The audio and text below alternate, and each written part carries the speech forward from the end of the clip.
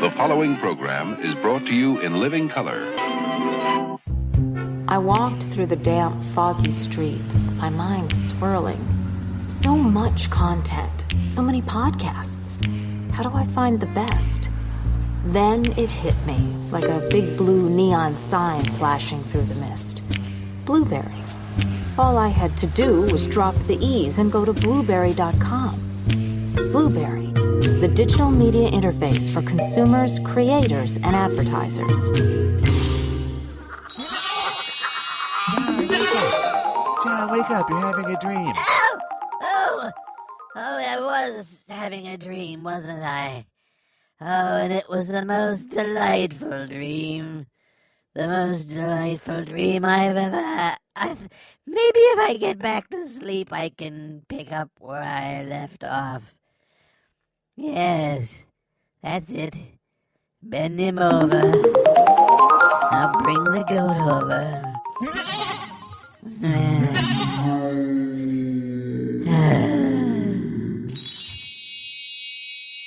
Now, to the many friends who wait for him, we present Just Plain Bill, the story of a man who might be living right next door to you. I am the danger. A guy opens his door and gets shot, and you think that of me? No. I am the one who knocks. Big Bad Bill is sweet William now. That's right. Now, say my name. Just Plain Bill. You're goddamn right. There he goes, into that drugstore. He's stepping on the scales. Weight, 237 pounds. Fortune, danger. Who is it? The Fat Man.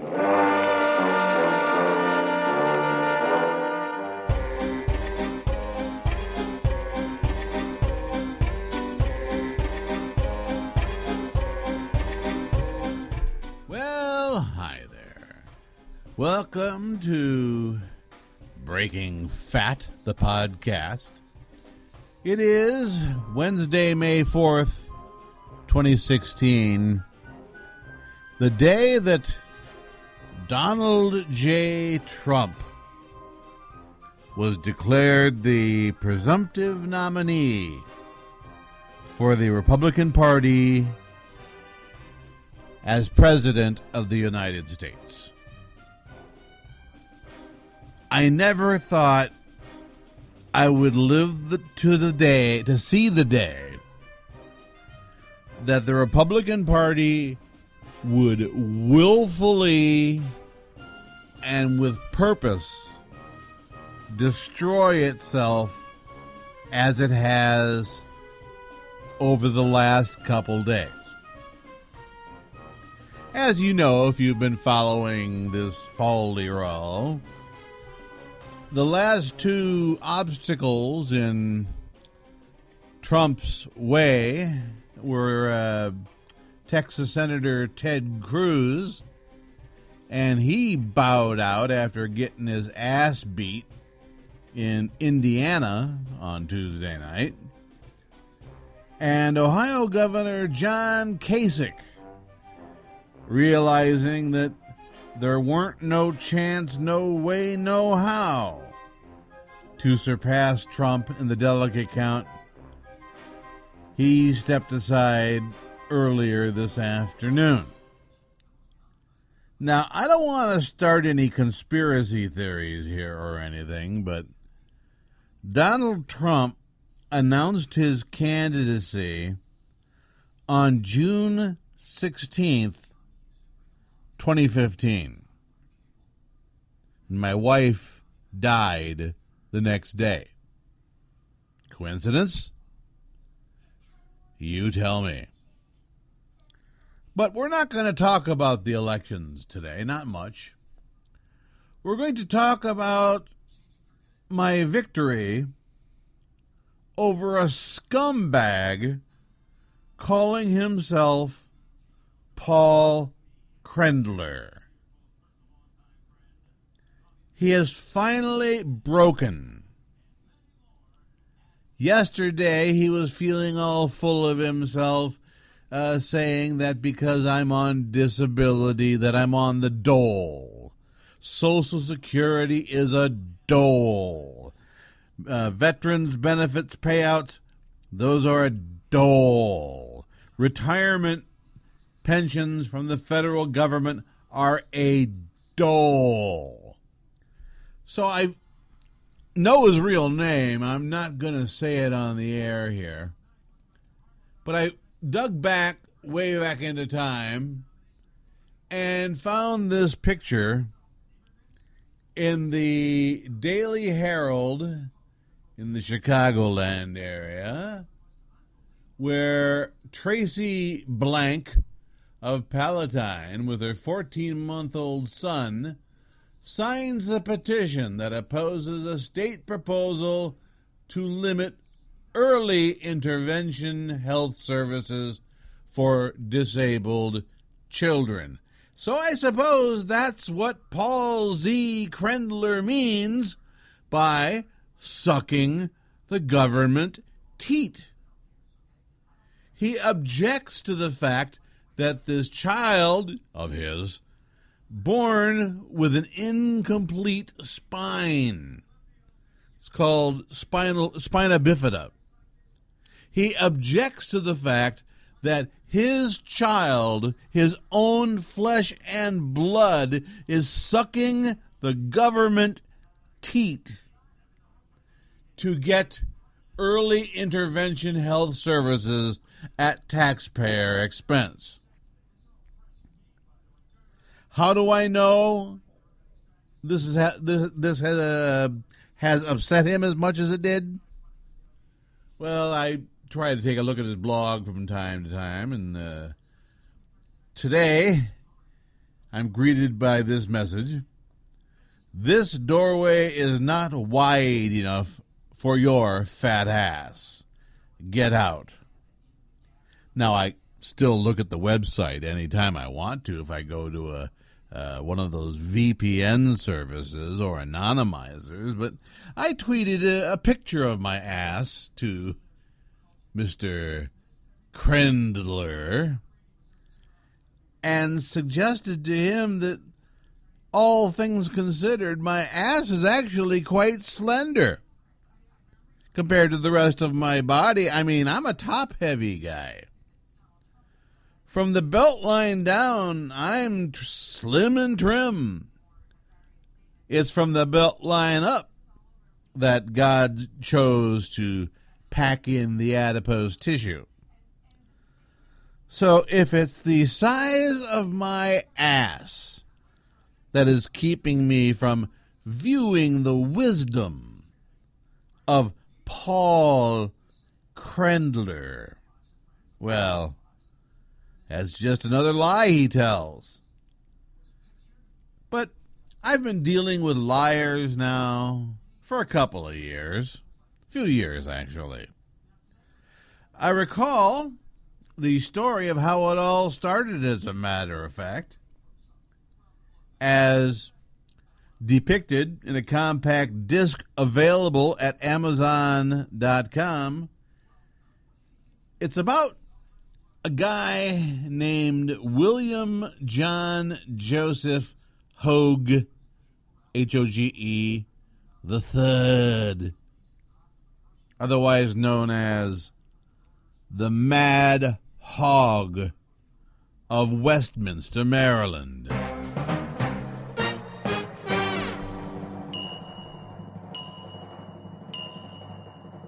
The story you are about to hear is true.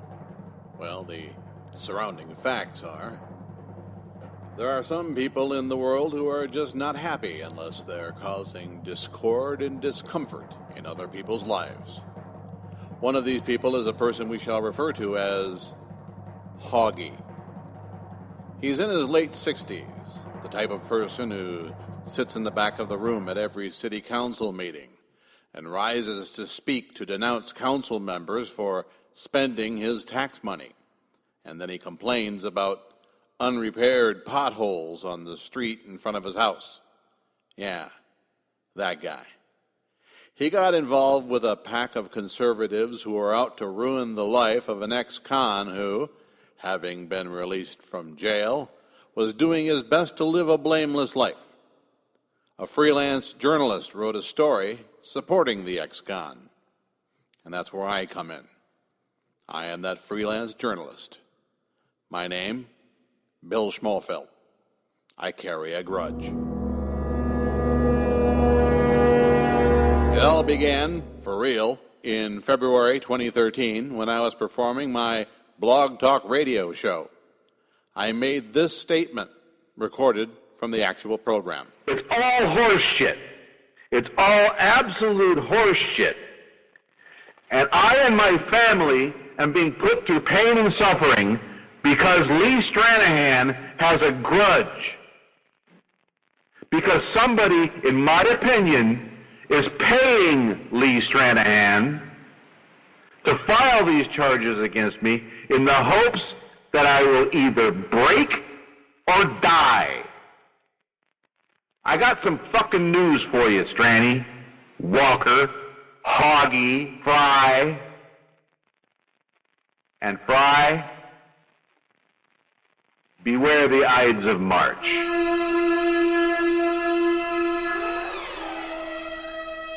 The Fry I referred to is Los Angeles County Deputy District Attorney Patrick Fry, who blogs as Patorico.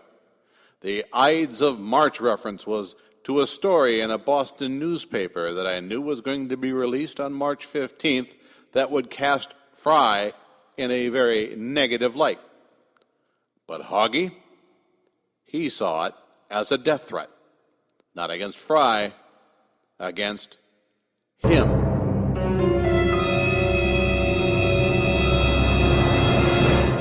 Over the next 2 years, I faced a total of 367 misdemeanor criminal charges filed by Hoggy. You heard me right. 367 charges, all dismissed. He convinced a judge who had no idea what the Twitter is that blocking me from @mentioning him would be the same thing as having to change his phone number to avoid telemarketers. The judge bought it and slapped me with a 6-month peace order. The judge extended it for another 6 months in December. Unable to find another state's attorney who would accept a charge against me, Hoggy decided to go the federal court route, and he sued me for copyright infringement, for copying several portions of his blog, which were, by and large, copied and pasted from my blog. He requested a preliminary injunction. The federal judge, who knew what Twitter is, wrote a 31-page opinion, laughing out loud at Hoggy and his lawsuit. She ordered the case to a federal magistrate for settlement. Hoggy wanted $620,000. He got nothing but the back of my hand. In the meantime, he had filed for a whole new peace order preventing me from contacting him. The district court judge rejected it out of hand. He appealed, and the date for the appeal was set. But at the settlement hearing for the lawsuit, Hoggy shook my hand and told me he was not going to pursue the peace order. I took him at his word. That was my mistake. Instead of going to court on the date prescribed, I kept a doctor's appointment. Without letting me know in any way that he had changed his mind, Hoggy went to court and got an uncontested peace order. I am forbidden from contacting him, from going to his house, from tweeting him. But I am allowed to talk about him. It's that pesky First Amendment. And that's what this CD is all about. Freedom. Mr. District Attorney, champion of the people, defender of truth, guardian of our fundamental rights to life, liberty, and the pursuit of happiness.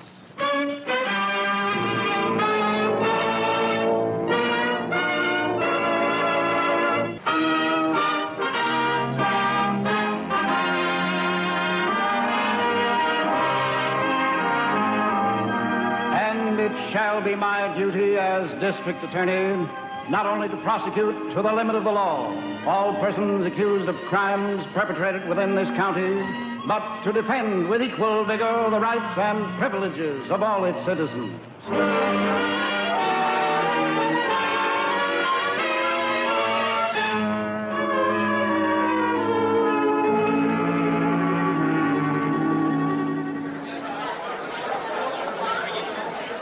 Ladies and gentlemen of the press, thank you for attending this press conference on such short notice. As the state's attorney, or as you may know in your home states, the district attorney of this county, it is my sworn duty to prosecute all crimes against the peace and good order of the citizens of this county. And I'm pleased to announce that today we have arrested and formally charged a man with the largest combined number of criminal violations in the history of this county. His name is William M. Schmalfeld, and he's from Elk Ridge, Maryland. And we are going to prosecute him for 353 individual misdemeanor charges. You heard me correctly. 353 individual misdemeanor charges. If he's convicted on all counts, the man faces over 300 years in jail and about $900,000 in fines. What were the charges? Well, two are harassment-related. The other 351 charges are in relation to his alleged violation of a peace order issued by the Carroll County Circuit Court judge. You mean a restraining order? No, a restraining order, or a protective order, as we call them in Maryland, can only be applied when there's a domestic relationship involved. A peace order, basically the same thing, but it involves people who are not related. And how did he violate this peace order? Did he make harassing phone calls? Did he keep showing up at the victim's home to threaten him? We noticed there are no assault charges listed here, so the defendant hasn't actually beaten up or harmed the victim. Am I correct? Well, if he had actually harmed the victim, assault charges would be appropriate. But in this case, the accused kept tweeting the victim's name using the @ symbol in front of the victim's name. Oh, my God. Are there any more questions? You're kidding, right? No, this is a serious matter in Carroll County. Our citizens deserve the right to live their lives in peace, unharassed by jackanapes on the computer.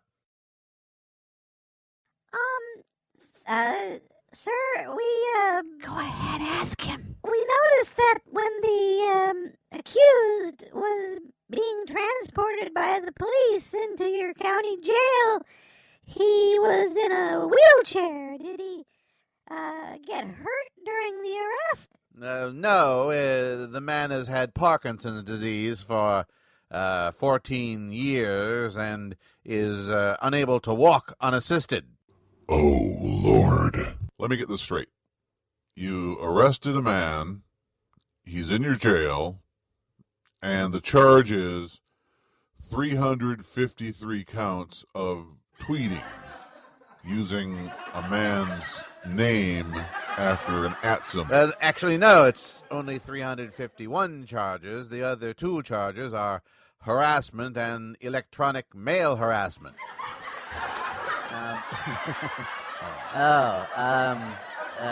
Sir? Yes, you in the back. Is this an appropriate use of the taxpayers' money? As I said at the outset, my duty, my sworn duty, is to prosecute all crimes against the peace and good order of the citizens of this county. Yes, but the man was sitting hunched forward in a wheelchair. Do you really believe this man posed any actual physical threat to the victim? Well, he did check the box in the complaint form stating that, under oath, mind you, stating that he believed this Schmalfeld individual presented him with a serious threat of imminent bodily harm or death. What was he gonna do? Roll his wheelchair over his foot? Under oath, I must have been telling the truth. Why lie about Now, the threatened by a man who can attitude barely you're lift his taking arm? is inappropriate for the gravity of this situation. We have 353 individual misdemeanor charges against this man. Yeah, for using Twitter.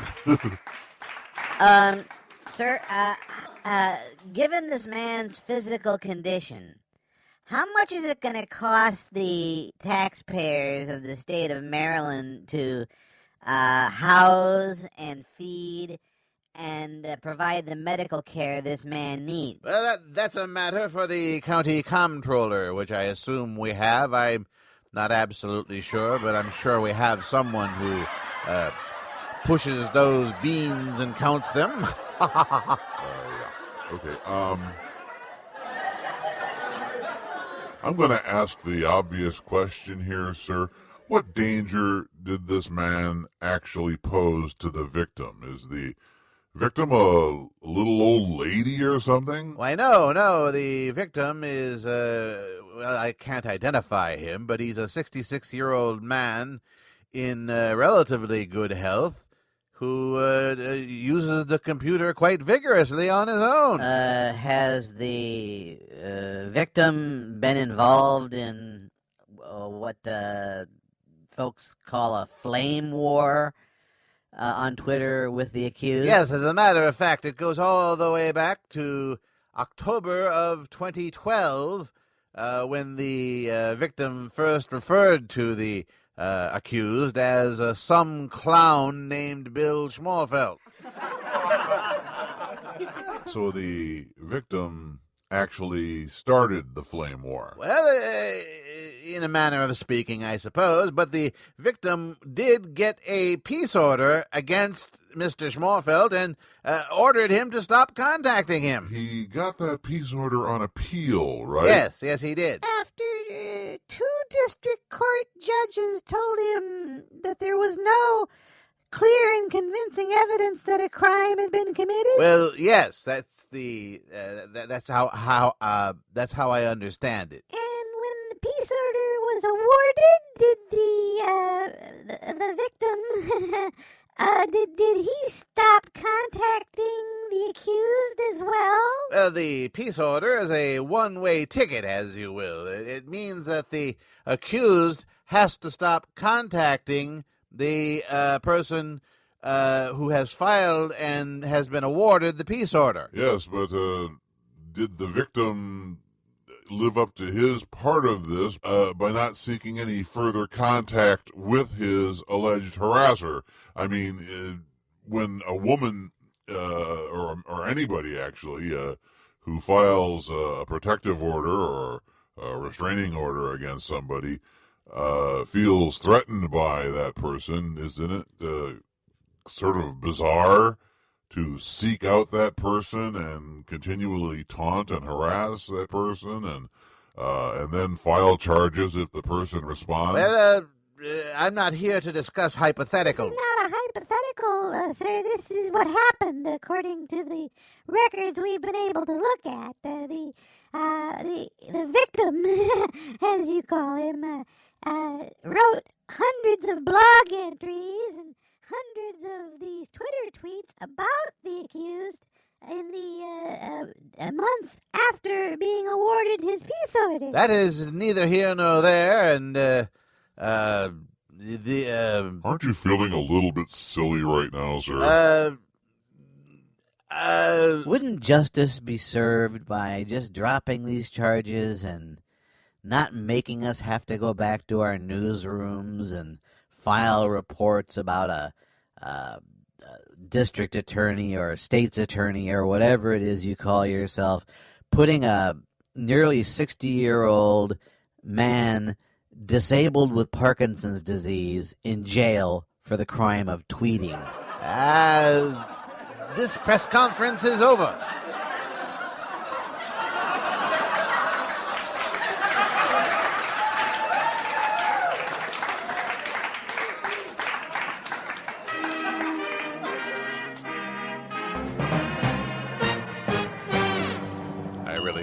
Why, but Hoggy had this tendency to give nicknames to his opponents. Mine, for some reason, was the Cabin Boy.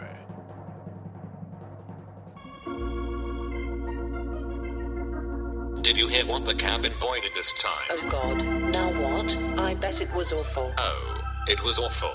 He's mocking a dead baby again. When is he not mocking a dead baby? But it's even more than that. What could be worse than mocking a dead baby? Somehow, he found out where the baby was buried. You're kidding me. He dug it up. OMG. Then, he went to the parents' house. All the way down in Texas? He had the baby in a box, wrapped like a Christmas present. Oh, the fiendish bastard. He did not. Yes, he did. Horrible. Just horrible. And then, when the parents unwrapped the box... I bet they were shocked and horrified at his monstrous deed, this monstrous cabin boy. And that's not all the monster did. What else did he do? He delivered a well-executed dropkick to the poor, grieving father. See?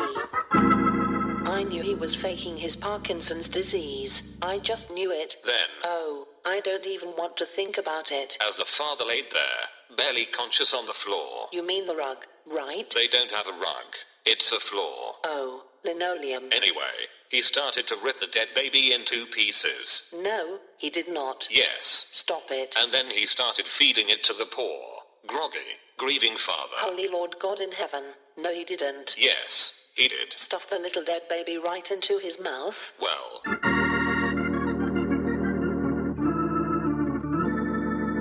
I heard he did. That sounds evil, even for the monstrous cabin boy who has been faking his Parkinson's disease. Did you read this on the dead baby's father's blog? Didn't he write a blog post about it? If he did, I don't remember hearing anything about it, until now. Oh, well, it sounds like something he'd do. Oh, without a doubt. The cabin boy is evil. Evil. Evil personified. So very evil. The most evil ever. Quite evil indeed. Indeed. I've never seen such evil. I never believed such evil was possible. He should go to jail. Most certainly should. Yes. Yes. Yes. Yes. Yes. Yes. Yes. Ditto. Ditto. Ditto. Ditto.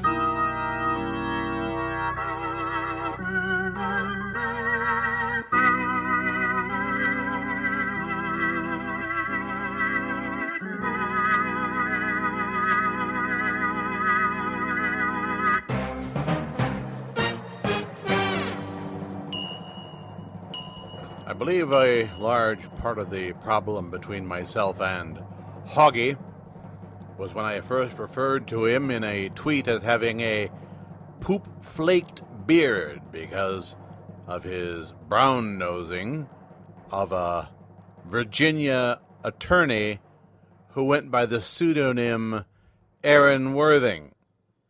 He took great offense to that. I'm glad.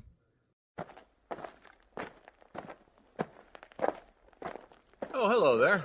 I'm Bill Schmalfelt, the host of Radio Wise Guy. And, you know, there are a lot of old radio shows that nobody knows about. You know, for every Fibber McGee and Molly or Amos and Andy, there were dozens of radio shows that just didn't quite have the stuff to make it.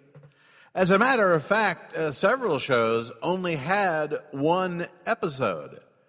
Most of these shows are lost to time, but we managed to locate the single episode of a takeoff of The Shadow. This was transcribed in 1946, and we don't know much about the actors who played these roles because they vanished into the mists of radio obscurity. But still, history is history, and we present, for the first time anywhere since it was originally aired in 1946, this episode of The Poop Flake.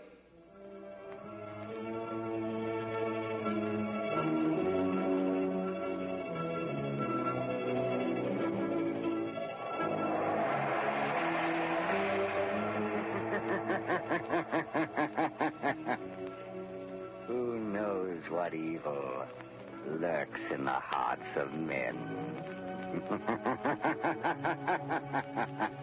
The Poop Flake knows. The Poop Flake, the unseen but always smelled master of men's minds. By day, a humble quantum mechanic known as Bill Hoggy. Only his girlfriend and assistant, Ariana Worthing Walker, knows his secret identity as the Poop Flake.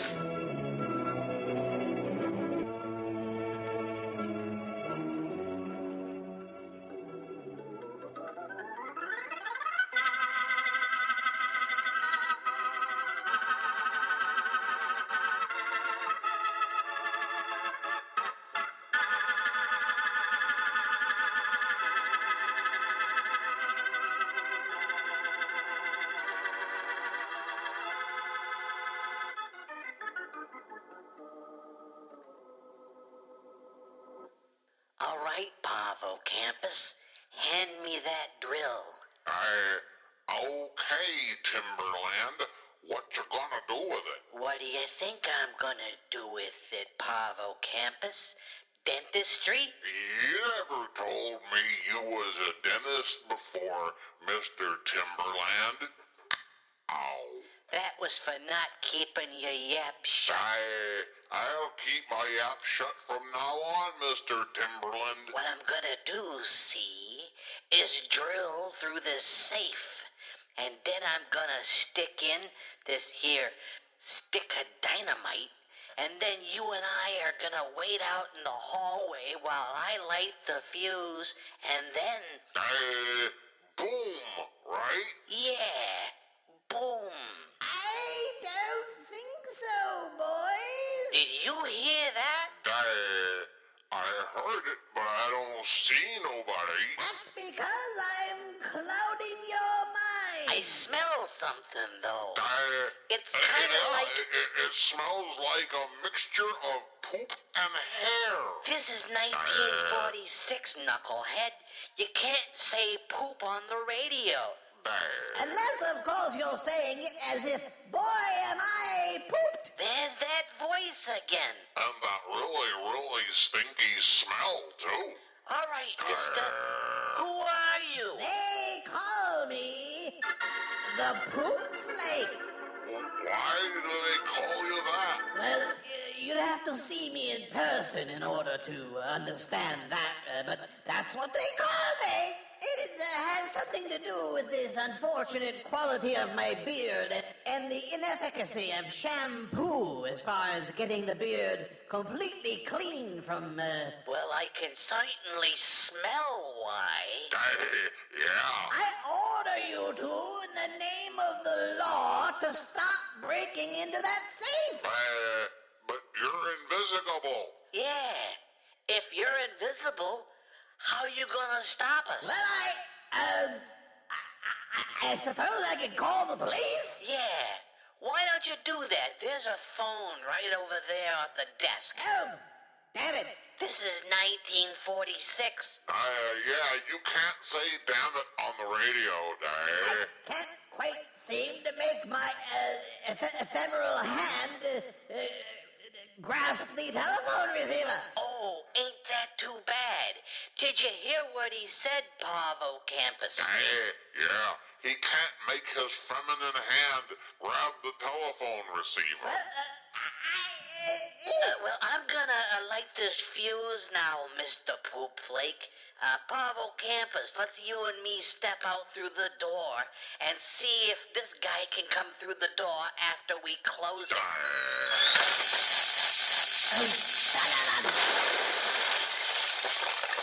It's awful smoky in here now, Mr. Timberland. Yeah, but look at all that money in this safe, and it's ours for the grabbing.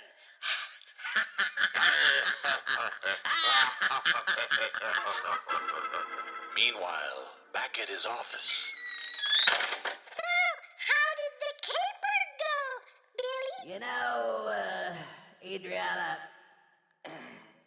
the power to cloud men's minds is pretty useless after all. I think I need to come up with some other power. Yeah, I'll say.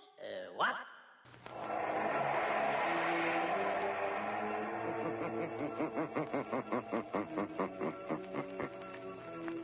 The weed of crime bears bitter fruit.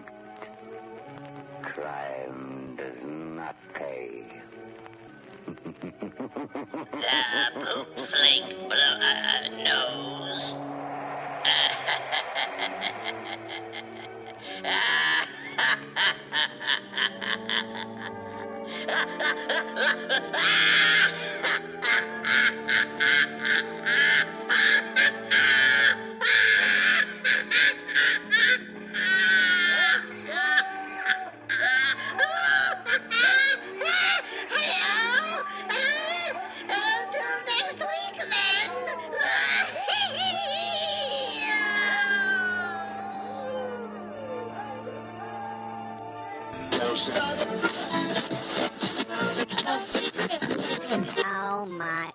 Jim, get in here for a minute. Yeah, honey, what's the problem? Look at this bathroom floor.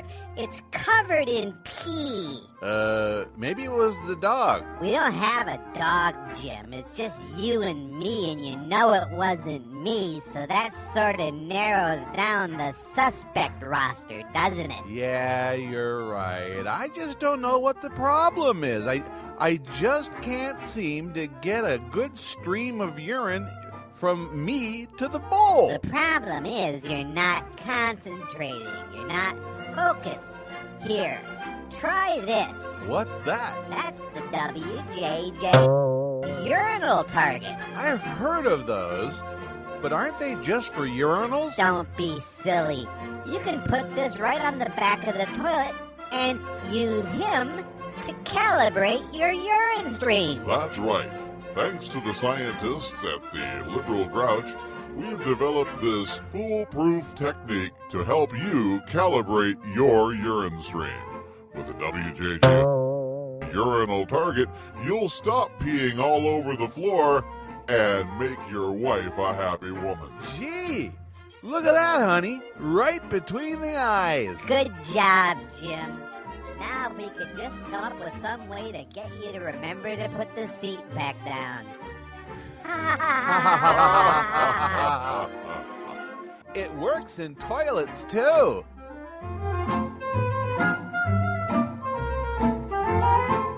Of course, Hoggy wasn't the only one in on this caper. In fact, many people believe to this day that he was led into it by the ring through his nose by an ersatz attorney who went by the pseudonym Aaron Worthing until his true identity was discovered.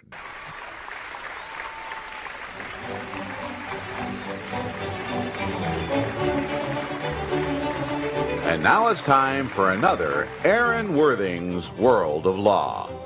From his seaside cabana on his private island off the coast of Mexico, here's Aaron Worthing. There are those who will tell you that I suffered a setback on Friday, March 22nd, when some hillbilly judge in Maryland, of all places, decided to throw out my peace order against the horrible Bill Schmalfelt.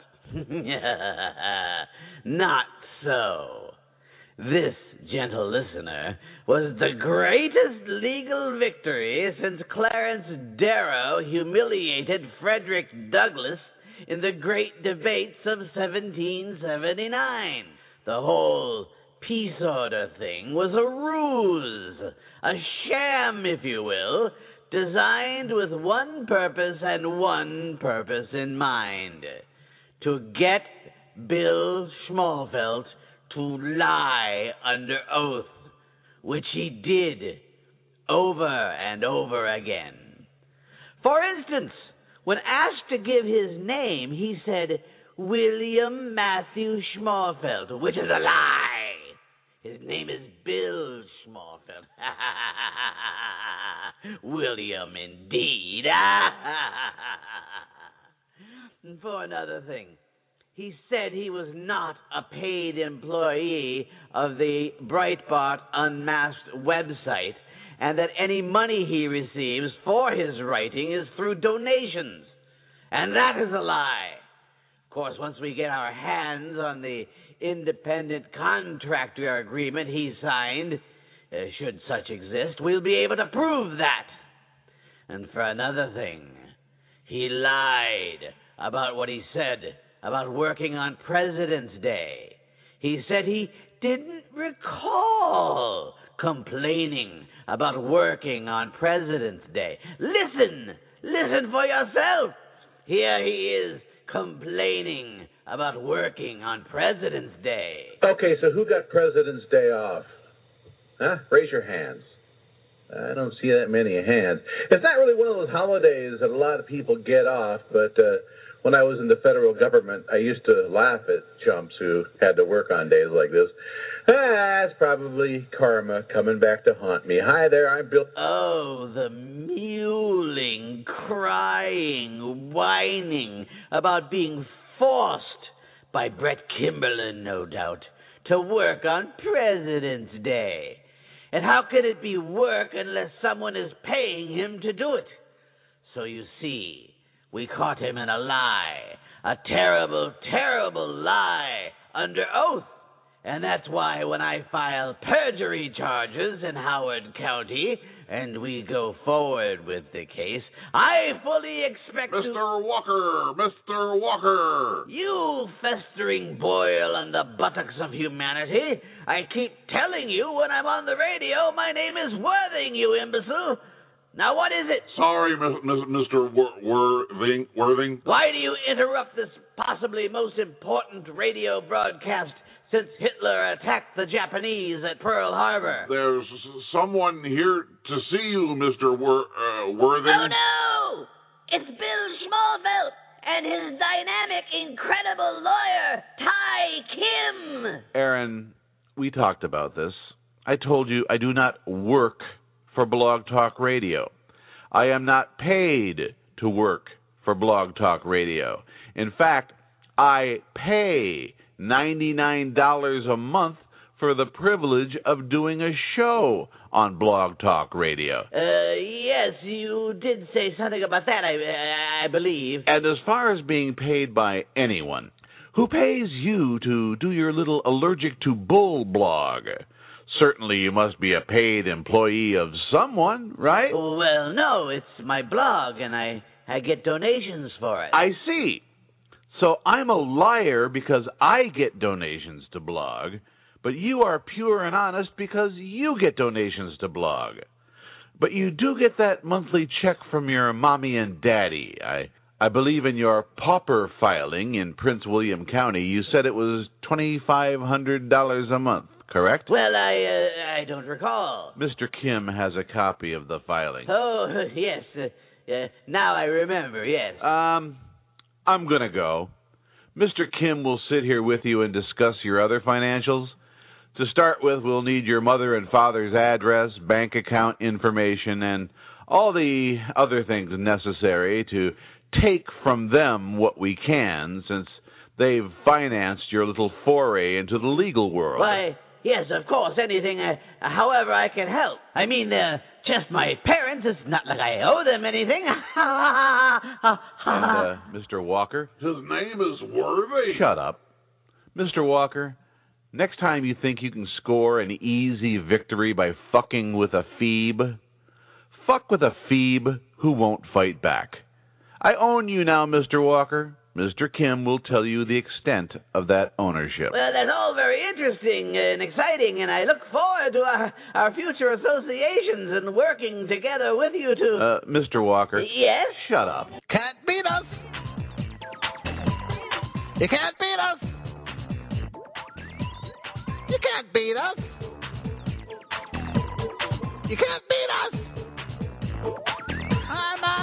My wisdom makes me so smart. Makes me say, bless my heart. Thank you for blessing me with a mind like mine, so wise and deep. It feels good when you know you're smart. I'm mega brain genius, skilled in the art and such. A treat, I'm known as John. You can't beat. I told you, Schmalfelt, you can't beat me. Yeah, I'm smarter than you. You know you can't beat me. Rest judicata. You can't beat me. Got the court in my back pocket. You can't beat me. Your friend Brett, no chance. Bring on that lawsuit. He's gonna lose his pants. I'm smooth. Out of his league, he's gonna get a bad lawsuit fatigue. Cause I'm rolling. That's right, I don't even sweat. And I'm gonna win the fight. What court? What suit? Hoagie on a mission to give the boot. Let him know that I'm so sweet. And this is a man you can't beat. Yo, I told you, you can't beat me. Why you standing there, man? You can't beat me.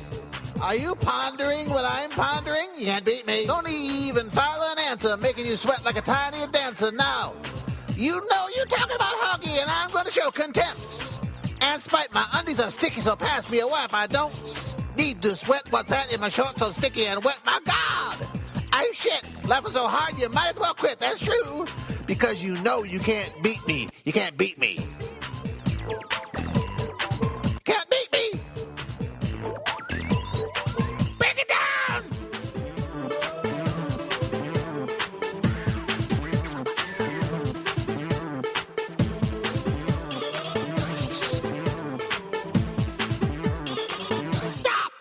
Hoggy time! Sniff up my funk. It is said if you're exposed to this, then you're probably dead, so stop. Don't file any briefs, cause H-O-G-E spells relief. This is it. And for dinner, take me on. I know I'm the winner. You lose. My son, my monster, Piglet, your wife will hump. Hump, hump, hump. Gee, you can't beat me. Look, man, you can't beat me. You better get wise, Brett. You can't beat me. What's that smell? It's my beard. Flake it down. Actually, I was the first person to use Maryland's law prohibiting a convicted perjurer from offering testimony to stop the dread pro se Kimberlin from testifying. That disability has been on the books in Maryland for around 150 years. And when a local prosecutor pointed it out to me, I made sure my lawyer was aware. You can't beat me. You can't beat me. You can't beat me. Flake it down.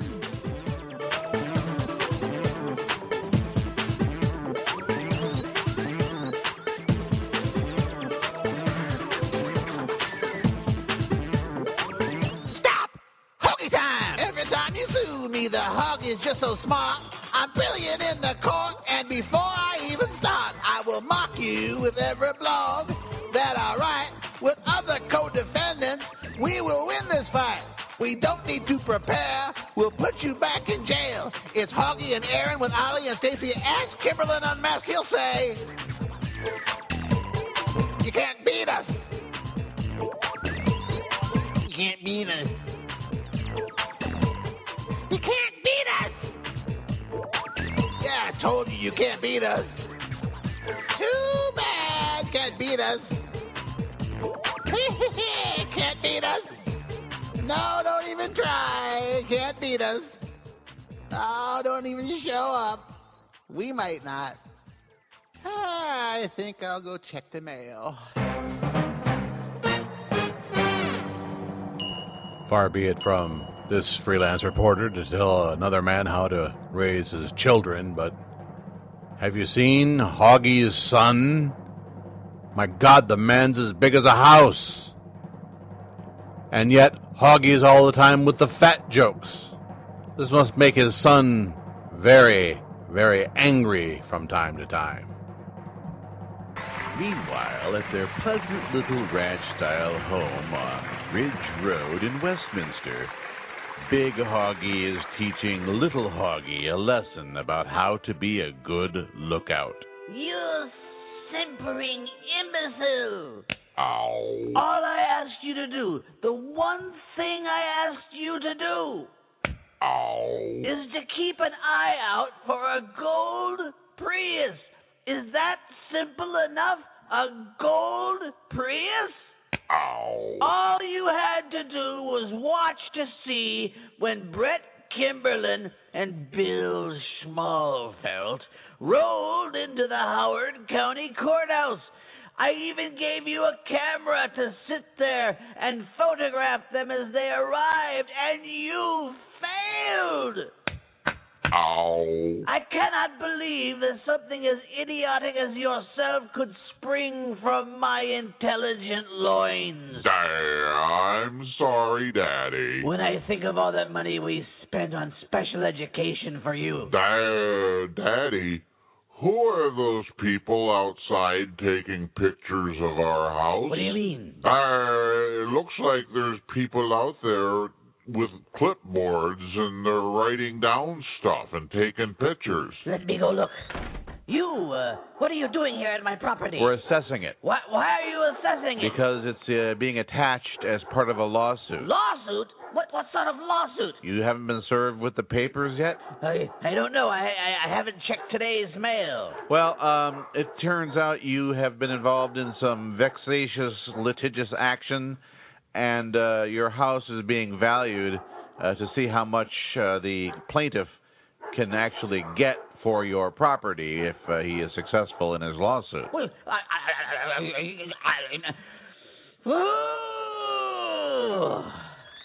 they're going to take our house from us because you are a simpering idiot.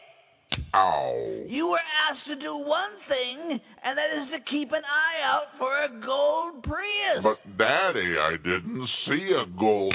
Ow. There must have been a gold Prius, and you must have missed it because Kimberlin and Schmalfeld didn't just appear in a whiff of smoke. Ow. Do you think they just showed up by magic? Well, I did smell a whiff of what I thought was sulfur and brimstone. Ow. I am going to tell your mother that we're going to send you back to the hospital where we found you. It is clear you are no son of mine. Ow. And then I shall give your mother a lashing for having the temerity to have brought you into this world. Ow. Daddy, you ought to not talk bad about Mama. And why shouldn't I? She's my wife. She's my property. But she's my mama, and I love her. What's love got to do with it? Ow. You're making me mad, Daddy. Making you mad, am I? Well... Ow. I think that's about enough of that, Daddy. Why? What are you going to do about it, you idiot? Well, I think I could grab you by your collar and your belt loop like this. Wait a minute. Lift you over my head like this. Hey, put me down, put me down. And then kneel down on the ground like this, holding you up above my head. No. And then bring you down real sharp on the point of my knee in the small of your back, like this. Oh! Just like that, Daddy. I can't feel my legs. Oh! My pants, they're soiled. Yeah, looks like you peed yourself a little there, Daddy. That's not urine, you idiot. It's blood. You've ruptured my bladder by shattering my hip bones. Oh, the pain, the pain. I'll take care of it, Daddy. Mama, I think I broke...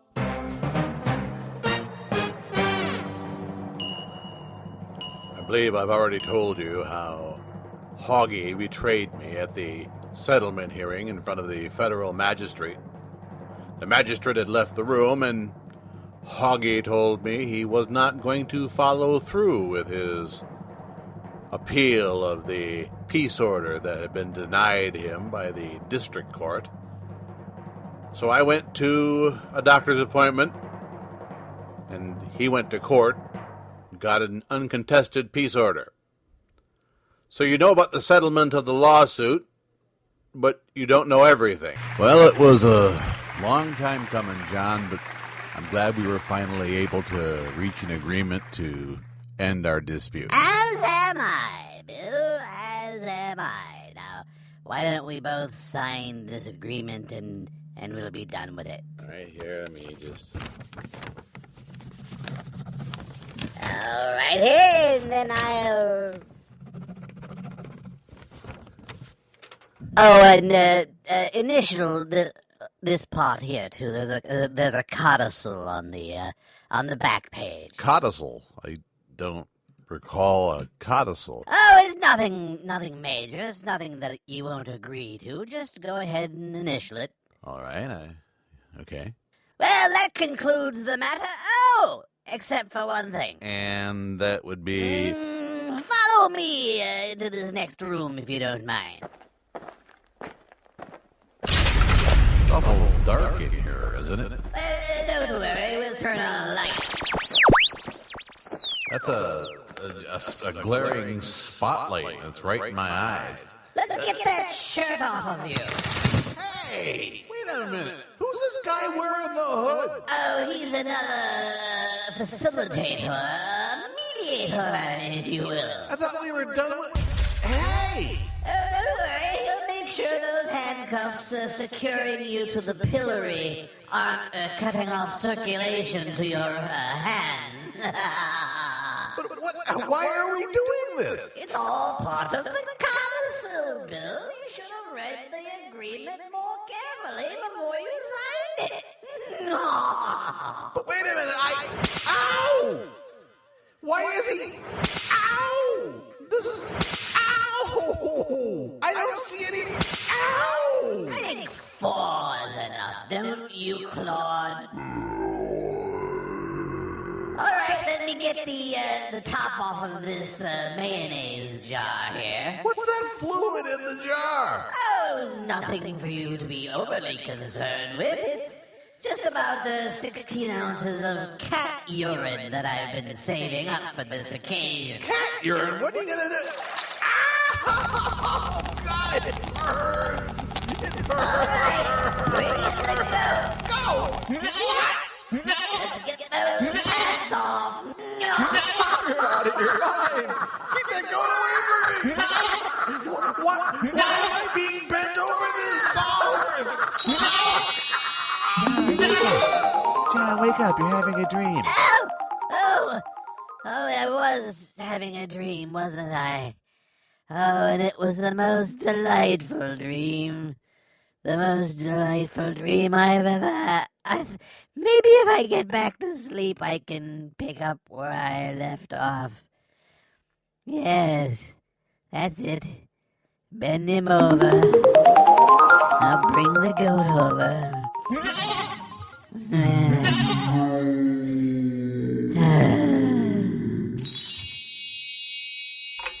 It's a new day. We have met the enemy, and he is ours. The world will know that free men stood against a tyrant, that few stood against many. They chose the battlefield. They did not predict the outcome. This is where we hold them. This is where we fight. The enemy underestimated my resolve. They thought that by attacking a feeble old man, a man who can barely walk, that I would not be able to withstand the onslaught, that I would not be able to take the pressure. They were wrong. Bury your breakfast and eat hearty. But tonight, we dine in hell! And now, having won one court victory after another, we go off defense. We switch to offense. Give them nothing, but take from them everything. These cowards, these felonious bastards, these lick-spittle lackeys of the far-right wing, they will learn. The next time they choose a feeble old man to attack, thinking they can use him to bring down their main objective, maybe next time, if they have any resources left, they will learn not to pick a phoebe who will fight back. This is Sparta! And the real fight has just begun. Beware of the big green dragon that sits on your doorstep. He eats little boys. Puppy duck tails, big fat snails. Beware. He can. Beware. Pull the string. Pull the string. Well, that was marginally enjoyable. That was from the CD, The Mad Hog of Westminster, Maryland, available now as a CD at Amazon.com. I need to let you know we've got a brand new DVD coming out of our parody version of the 1922 horror classic Nosferatu, the original vampire story, before even the first Dracula movie. As a matter of fact, it was 11 years before the first Dracula movie. With the music of Kevin MacLeod, I've basically stripped the dialogue and just inserted my own while I watched the movie. So I hope it's something you enjoy. It'll be available on my website. Matter of fact, it's available now if you want to get a copy and go to my website. But it will also be available on Amazon, Create Space, and wherever quality DVDs are sold. You, my friend, have been listening to Breaking Fat, the podcast. I'm your host, Bill Schmalfeld. You can reach me by email at fatman@wms-db.com. You can get me on Twitter at Liberal Gabfest, all one word, at Liberal Gabfest. We also have a Facebook fan page for your enjoyment, www.facebook.com/Liberal Talk Radio. You can find this podcast on Spreaker, that's SPREAKER.com, and as a component of Stitcher Smart Radio. Go to my website at www.wms-db.com to learn how you can get over 40,000 podcasts, talk channels, news channels, whatever you like, for absolutely free. Take them with you wherever you go on Stitcher Smart Radio. So till the next time we get together, I'm your friend. Think of me that way, as your friend, Bill Schmalfeld. My next project, I guess I can reveal that now. I'm working on the soundtrack to replace the original soundtrack of the public domain movie Night of the Living Dead. Of course, the zombies will all be Trump supporters. Enjoy your freedoms while you have them, my friends.